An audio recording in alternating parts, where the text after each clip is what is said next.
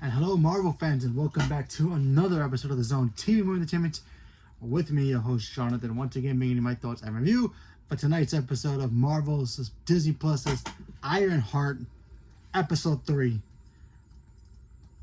All I gotta say is spoilers ahead, because we gotta talk about this episode. Spoilers if you have not seen this or haven't started it yet. The first 3 episodes first officially dropped on Disney Plus. Check them out because this episode was great. So we all know that Riri is helping out the Hood and his team to, take down corporate big shots and take out corporate companies and, demanding money, demanding power, all that stuff. So they decided to go to another job, and this time to a a guy who grows plants for bioengineering, I guess. I don't know what they call that.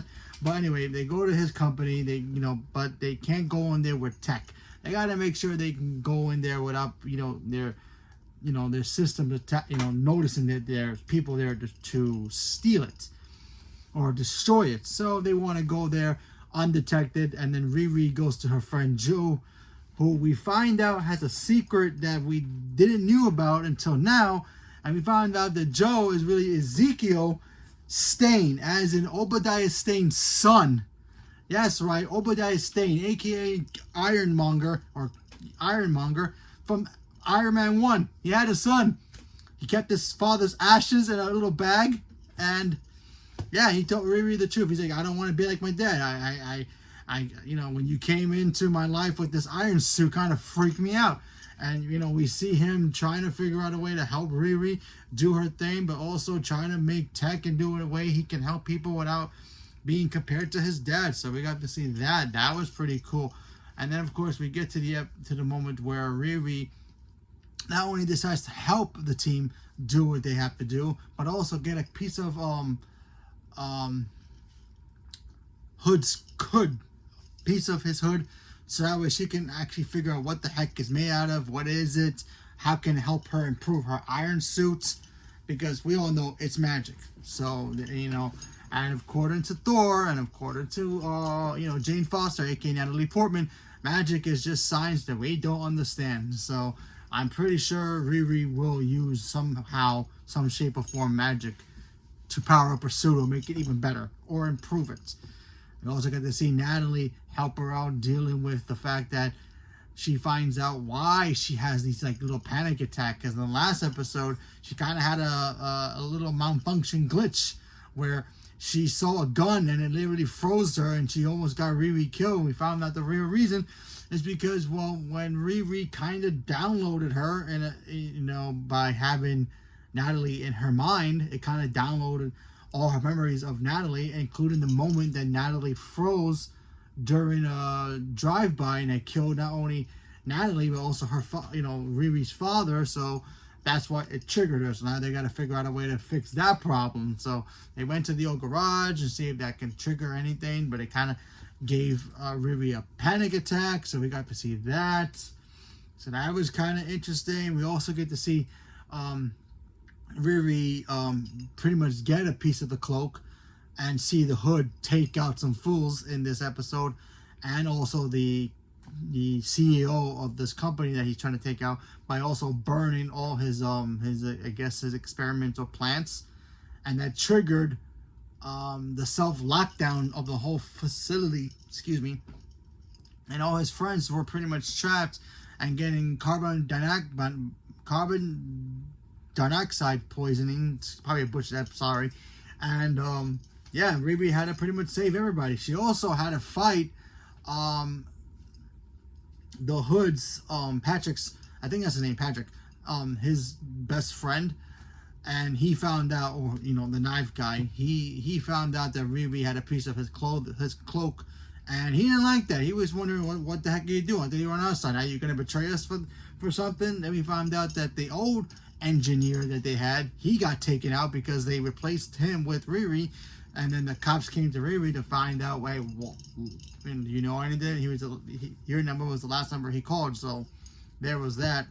But yeah, and then of course the friend died, and the Hood got upset and he started yelling at somebody, and all we heard was a thunderstorm. Now, if you know the Marvel comic books like I do, and we all know we've been waiting for somebody very popular to show up in the MCU, very powerful, very supernatural-esque king of all, minus the one guy here, obviously. But that's Mephisto. I am now 100% Mephisto is actually in this show. Why? Because at the end of this episode, we see Anthony Ramos, his character, the Hood. He throws the Hood down. He's like, why? Why did you have to have him get killed and all that stuff? And he starts yelling at somebody, and nobody's there. All you hear is thunderstorms. Now, the last time we saw Mephisto as a Marvel character and any Marvel iteration of anything live action was in Ghost Rider. It was a thunderstorm. Ghost Rider, Johnny Blaze met, this mysterious stranger, as they called him in the movie, because Sony had the rights to Ghost Rider, but they didn't have the rights to Mephisto, so there's that. And there was a thunderstorm, so possibility. It could be somebody else, could be a nightmare, could be somebody else, but I mean, the whole scenery was red, so it's kind of telling us, yeah, guys, okay, here you go. Here's Mephisto. We're getting Mephisto, folks. And I cannot wait to see what the heck he's going to look like in this show. We already got Lady Death. In here. One of the most powerful Marvel characters out there.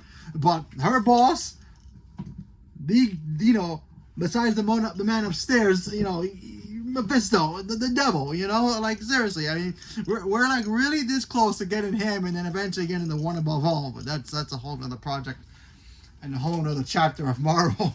But we'll get there eventually. But man, that ending just sets it up so perfectly for Mephisto to show up, because obviously he's got the Hood. The Hood's red. Okay, if you're gonna keep teasing Mephisto in the MCU, just drop him already. Now, before they dropped this show, there was a lot of rumors that Mephisto was officially going to be in this show. How accurate was that? Not 100% sure.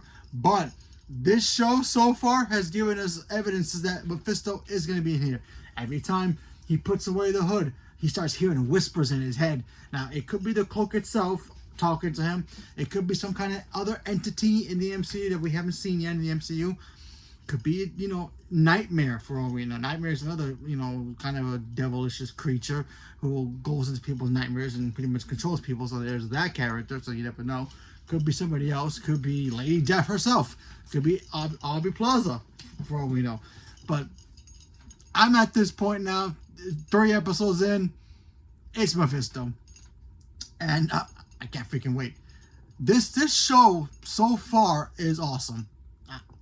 I am really enjoying. First of all, I really like the Riri character. When we saw her first in Black Panther, I wanted more from her. I wanted to see who she was as a character, because honestly, I didn't like her in Black Panther, because they kind of just pushed her in. It's not like when they gave us Civil War and they gave us Black Panther, we understood who Black Panther was. He just lost his dad. He wanted revenge.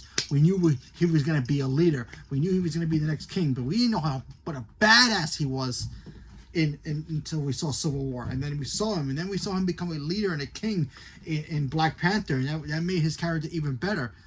Now we're getting a better picture of who Riri is going to be and who she's supposed to be in the MCU. And I'm digging it. I'm digging it a lot, and I want to see more. I cannot wait to see next week's episodes. And again, the length of the episodes was a long one. It wasn't super long, but it was still long enough to be like, that was a solid TV episode. If it was on television, like ABC Family's television, that was a lengthy episode. The whole 30 minutes or whatever you want to call an hour or whatever. Kind of like how CW used to have the Arrow show like that. It was lengthy. So I'm enjoying that. So hopefully they continue that. But overall, all 3 episodes so far are really, really great. I'm enjoying this show. I want to see more, and I hope we get to see Riri pop up in a future Marvel project besides Disney Plus. Maybe in the Doomsday or even the Secret Wars. We're gonna need more Iron People besides Rescue and War Machine, because that's all we have technically. But hey, I wonder if Pepper Potts is gonna pop up in the show. That's a possibility. You never know. Maybe this sets up Doomsday. Someone's gonna find out about Riri and her suits and take that technology. I think that was the original plan. I think this show was supposed to set up armor wars with Don Cheadle. I think they canceled it, but I'm not 100% sure. I think they canceled that. And then I think they changed this show. And that's why we had to wait so long for this show. Because they announced the show a long time ago. And, you know, so we got this now. But so far, so good. I'm enjoying it. I can't wait to see more. So, leave me a comment below. Let me know what you guys think. Are you guys excited to see if Mephisto is really going to show up in this show? Honestly, if he doesn't show up in this show, I think I'm done caring if he does show up in an MCU project. He shows up and then, you know, in another project, I'll be like, all right, cool, whatever, fine. He finally showed up, whoop-de-doo.